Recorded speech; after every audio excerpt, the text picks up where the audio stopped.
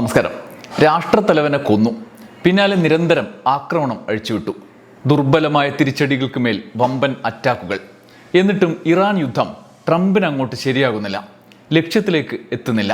ട്രംപും കൂട്ടരും നിരന്തരം വെല്ലുവിളി ഉയർത്തിയിട്ടും ഇറാൻ അങ്ങോട്ട് കീഴടങ്ങുന്നില്ല. ഏറ്റവും ഒടുവിൽ ട്രംപിൻ്റെ പ്രതീക്ഷകൾ അരിഞ്ഞുകളഞ്ഞ ആദ്യ കാരണം പുറത്തു വന്നിരിക്കുകയാണ്. രാഷ്ട്രത്തലവനെ കൊന്നാൽ സ്വാഭാവികമായും അതിന് പിന്നാലെ രാജ്യത്തിൻ്റെ നയതന്ത്ര മേഖലയടക്കം തന്ത്രപ്രധാന മേഖലകളിലെ സകല ഉദ്യോഗസ്ഥരും സെക്കൻഡ് വെച്ച് കാലുമാറുമെന്നും പിന്നാലെ ഇറാനിൽ തങ്ങളുടെ പാവ നേതാക്കളെ കെട്ടിയിറക്കാം എന്നുമാണത്രേ ട്രംപും നെതന്യാഹുവും കരുതിയത്. എന്നാൽ അതെല്ലാം പൊളിച്ചുകൊണ്ടാണ് ഉദ്യോഗസ്ഥരൊന്നാകെ നിലപാടെടുത്തത്. പ്രത്യേകിച്ചും ലോകമെമ്പാടുമുള്ള നയതന്ത്ര പ്രതിനിധികൾ. അഫ്ഗാനിലും ഇറാഖിലും അടക്കം പ്രധാന നീക്കങ്ങൾ നടത്തിയ മുൻകാലങ്ങളിൽ രാജ്യത്തിന് പുറത്തുള്ള നയതന്ത്ര പ്രതിനിധികൾ ഉടൻ കാലുമാറുന്ന രീതിയാണ് നേരത്തെ അവരുടെ അനുഭവം. എന്നാൽ ഇറാനിൽ അയത്തുള്ള ഖമനേയിയെ കൊന്നിട്ടും രാജ്യത്തെ നേതൃത്വത്തിന് കുലക്കമുണ്ടായില്ല എന്ന് മാത്രമല്ല, രാജ്യത്തിന് പുറത്തുള്ള അംബാസിഡർമാർ അടക്കമുള്ള നയതന്ത്ര പ്രതിനിധികൾ ഇപ്പോഴും ഇറാന്റെ കീഴിൽ തന്നെ ഉറച്ച നിലപാടെടുത്ത് മുന്നോട്ട് പോവുകയാണ്. ഇതിൽ പ്രകോപിതനാകാതെ എങ്ങനെയിരിക്കും ട്രംപ്? വ്യോമാക്രമണങ്ങൾ അതിൻ്റെ സാധ്യതകളെല്ലാം ഉപയോഗിച്ചിട്ടും മുന്നോട്ട് കൊണ്ടുപോകുമ്പോൾ ട്രംപിന് രണ്ട് കാര്യങ്ങളാണ് ഇപ്പോൾ മുന്നിൽ ആസൂത്രണം ചെയ്യാനുള്ളത്. ഒന്ന്, കരയുദ്ധത്തിനുള്ള നീക്കം. അമേരിക്കക്ക് കരയുദ്ധത്തിൽ ഇറാനോട് എത്രകാലം പിടിച്ചു നിൽക്കാൻ കഴിയുമെന്ന് വിലയിരുത്തലുകൾ അന്തിമമായി ഇപ്പോഴും ഒരു നിഗമനം അവതരിപ്പിക്കുന്നില്ല. ഇനി അങ്ങനെ പിടിച്ചു നിന്നാൽ തന്നെ അനിശ്ചിതമായി നീണ്ടേക്കാവുന്ന വിധത്തിലാണ് ഇറാന്റെ കരസേനയുടെ ശക്തി എന്നും പറയപ്പെടുന്നു. അവിടെ ഓരോ പൗരനും സേനയായി മാറാനുള്ള സാഹചര്യമുണ്ട്. ഒരു മതരാഷ്ട്രത്തിൻ്റെ കെട്ടിലും മട്ടിലും ഓരോ പൗരനും രാജ്യസ്നേഹം ദൈവസ്നേഹമായി മാറാൻ വലിയ താമസമില്ലല്ലോ. അതുകൊണ്ട് US നേരിട്ടിറങ്ങിയാൽ സംഭവം പാളിപ്പോകും. കരയുദ്ധത്തിന് മുന്നൊരുക്കമായി ഇറാഖിലെ കുർദിഷ് സംഘങ്ങളെ ബന്ധപ്പെട്ടത് ഈ സാഹചര്യത്തിലാണ്. നമ്മൾ നേരത്തെ ഒരു വീഡിയോയിൽ അത് വിശദീകരിച്ചിരുന്നു. അവർ പോയി തല്ലിച്ചത്താലും ട്രംപിനൊന്നും സംഭവിക്കാനില്ലല്ലോ. നേരത്തെ അഫ്ഗാനിലെ നീണ്ടകാലത്തെ യുദ്ധം അമേരിക്കൻ സേനയിൽ തന്നെ അതൃപ്തി വിതച്ചിരുന്ന കാര്യം സേനാ നേതൃത്വത്തിന് തന്നെ പ്രതിസന്ധിയായിരുന്നു. അതുകൊണ്ട് കുർദുകളെ ഉപയോഗിച്ചുള്ള കരയുദ്ധത്തിന് വേണ്ടി വന്നാൽ ഇറങ്ങാം എന്ന നിലപാടിലാണത്രേ ട്രംപ്. രണ്ടാമത്തെ കാര്യം ലോകമെമ്പാടുമുള്ള ഇറാൻ നയതന്ത്രജ്ഞരുടെ കാര്യമാണ്. ഇതുവരെ അവർ രാജ്യത്തോടുള്ള കൂറ് വിട്ടിട്ടില്ല. അവരെ വരുതിയിലാക്കാൻ ഇന്ന് ട്രംപ് പരസ്യമായ ഭീഷണിയാണ് മുഴക്കിയത്. ഇറാനിയൻ ജനതയ്ക്ക് വേണ്ടി നിലകൊള്ളാനും രാജ്യം തിരിച്ചുപിടിക്കാനും സൈനികരടക്കമുള്ള ജീവനക്കാർക്ക് അവസാന അവസരം നൽകുകയാണ് എന്നാണ് ട്രംപ് പറഞ്ഞത്. ഇറാൻ റവല്യൂഷണറി ഗാർഡിലെയും പോലീസിലെയും സൈന്യത്തിലെയും അംഗങ്ങളോടും നയതന്ത്രജ്ഞരോടും ഒരിക്കൽ കൂടി ആഹ്വാനം ചെയ്യുകയാണ്: നിങ്ങളുടെ ആയുധം താഴെ വെക്കുക. ഇപ്പോൾ കീഴടങ്ങി വന്നവർക്ക് ഞങ്ങൾ പൂർണ്ണമായും സുരക്ഷയും നിയമപരിരക്ഷയും നൽകും. എന്നാൽ മുന്നറിയിപ്പ് അവഗണിക്കുന്നവർക്ക് നേരിടേണ്ടി വരുന്നത് സമ്പൂർണ്ണമായ വിനാശമായിരിക്കും. അത് ഞാൻ ആഗ്രഹിക്കുന്നില്ല. ലോകമെമ്പാടുമുള്ള നയതന്ത്രജ്ഞർ പദവികൾ ഉപേക്ഷിച്ച് ശരിയായ പക്ഷത്ത് ചേരണമെന്നും ട്രംപ് ആവശ്യപ്പെട്ടു. അതായത് ഇറാനോടുള്ള കൂറ് വിട്ട് ഞങ്ങൾക്കൊപ്പം ചേരണമെന്ന്. ട്രംപിൻ്റെ പ്രസ്താവനയ്ക്ക് പിന്നാലെ ഭീഷണി സ്വരത്തിൽ ആക്രമണത്തിൻ്റെ വീഡിയോ US സെൻട്രൽ കമാൻഡും പുറത്തുവിട്ടത് വാർത്താ ഏജൻസികൾ റിപ്പോർട്ട് ചെയ്യുന്നുണ്ട്. ഇറാന്റെ നാവികസേനയ്ക്കുണ്ടായ ഒരു തിരിച്ചടിയുടെ വീഡിയോ.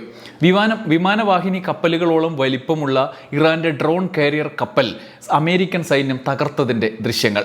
കപ്പലിൽ നിന്ന് പുക ഇരുന്നതിൻ്റെയും സ്ഫോടനത്തിൻ്റെയും ദൃശ്യം കാണാം. ഇതോടെ ഇറാന്റെ നാവികശക്തി പൂർണ്ണമായും തകർക്കപ്പെട്ടു എന്നാണ് അമേരിക്കയുടെ വാദം. പക്ഷേ നയതന്ത്രജ്ഞരും സൈനിക ഉദ്യോഗസ്ഥരും അടക്കം ഇപ്പോഴും ഇറാൻ പക്ഷത്ത് നിൽക്കുന്നത് US-ന് മുന്നോട്ടു പോക്കിൽ വിഘാതം ഉണ്ടാക്കുന്നു. ഇറാനിൽ പുതിയ ഭരണകൂടം തങ്ങളുടെ ഇഷ്ടത്തിന് നിയമിക്കുക എന്നത് അസാധ്യമായും നിൽക്കുന്നു. ഈ സാഹചര്യത്തിലാണ് പുതിയ ഇറാൻ കെട്ടിപ്പടുക്കാമെന്ന് ട്രംപ് വാഗ്ദാനം ചെയ്യുന്നത്. അതിനിടെ കരയുദ്ധത്തിനായുള്ള സാധ്യത ട്രംപ് തേടിയതിന് പിന്നാലെ കടുത്ത നിലപാടുമായി ഇറാൻ രംഗത്തെത്തി.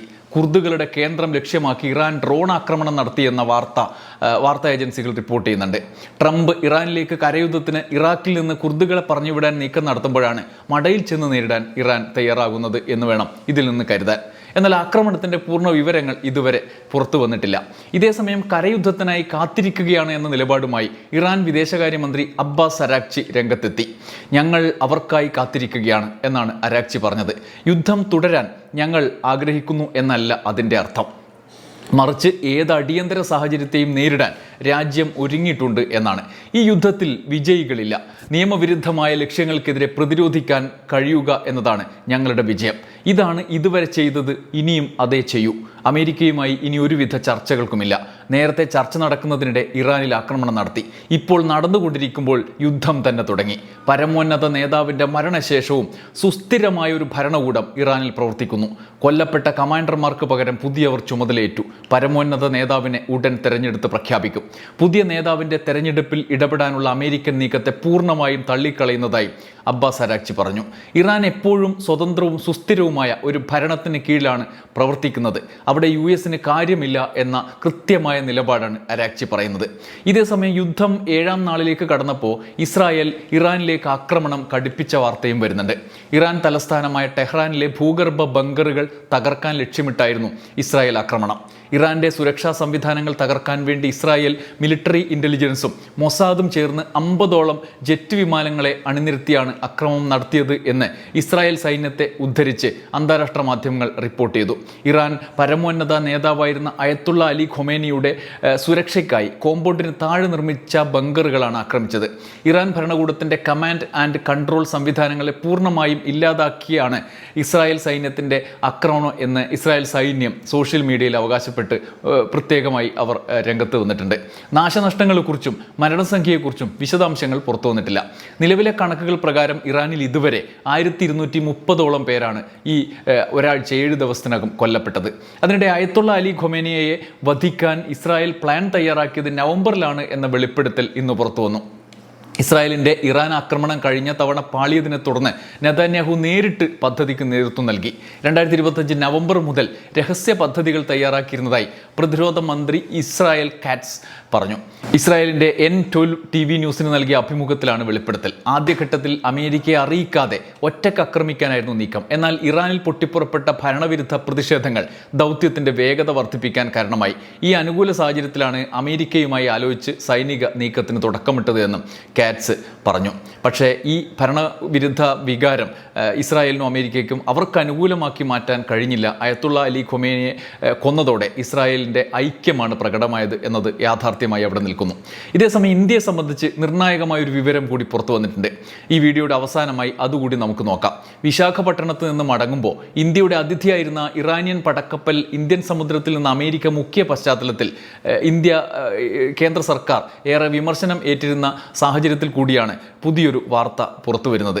അതായത് മറ്റൊരു ഇറാനിയൻ പടക്കപ്പൽ കൊച്ചിയിൽ നങ്കൂരമിട്ടു എന്ന വാർത്ത.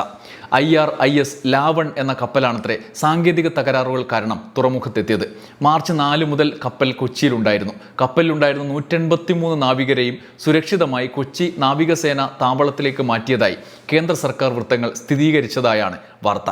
അന്താരാഷ്ട്ര കപ്പൽ പ്രദർശനത്തിനെത്തിയ ഈ കപ്പലിനെ കുറിച്ച് പുറം ലോകത്തിന് അറിവില്ലാതിരുന്നത് വലിയ പ്രതിരോധ ചർച്ചകൾക്കും ദുരൂഹതകൾക്കും കാരണമായിരുന്നു. സമാന രീതിയിൽ ഇറാന്റെ മറ്റൊരു കപ്പൽ IRIS ബുഷർ കഴിഞ്ഞ ദിവസം ശ്രീലങ്കൻ തീരത്ത് എത്തിയതായി റിപ്പോർട്ടുകൾ ഉണ്ടായിരുന്നു. സാങ്കേതിക തകരാർ കാരണമാണ് കൊച്ചിയിൽ അടുപ്പിച്ചത് എന്നാണ് ലാവൺ കൊച്ചിയിൽ അടുപ്പിച്ചത് എന്നതാണ് വിവരം.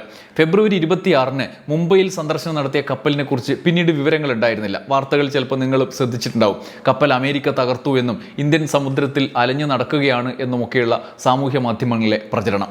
എന്നാൽ അത് ഇപ്പോൾ സുരക്ഷിതമാണ് എന്ന് കേന്ദ്ര സർക്കാർ തന്നെ സ്ഥിരീകരിച്ചിരിക്കുകയാണ്. നേരത്തെ ഇറാൻ കപ്പൽ ദേനയെ ആക്രമിച്ച് മുക്കിയതിൻ്റെ തുടർച്ചയായി കേന്ദ്ര സർക്കാരിനെതിരെ കടുത്ത വിമർശനങ്ങൾ ഉയരുന്ന പശ്ചാത്തലത്തിലാണ് ഈ സംഭവം. ഈ സാഹചര്യത്തിൽ ലാവൺ പടക്കപ്പലിൻ്റെ കാര്യത്തിൽ ഇന്ത്യ എടുത്ത നിലപാട് ശ്രദ്ധേയവുമാണ്.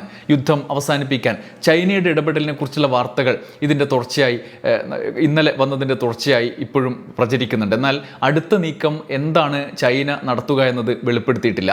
യുദ്ധം അവസാനിപ്പിക്കാനുള്ള സാധ്യതകൾ എന്തൊക്കെയാണ് എന്നത് സംബന്ധിച്ച് ഇപ്പോഴും അവ്യക്തതകളാണ്. അതിനിടയിൽ ഇസ്രായേലിൻ്റെ ആക്രമണവും രൂക്ഷമായി തുടരുകയാണ്. രാജ്യത്തിന് പുറത്തുള്ള കപ്പലുകൾക്ക് പോലും ആശങ്കയോടെ മാത്രം സഞ്ചരിക്കാനാകൂ എന്ന സ്ഥിതിയുമാണ്. നല്ല വാർത്തകൾ വരുമെന്ന് പ്രതീക്ഷിക്കാം. കാത്തിരിക്കാം. നന്ദി, നമസ്കാരം.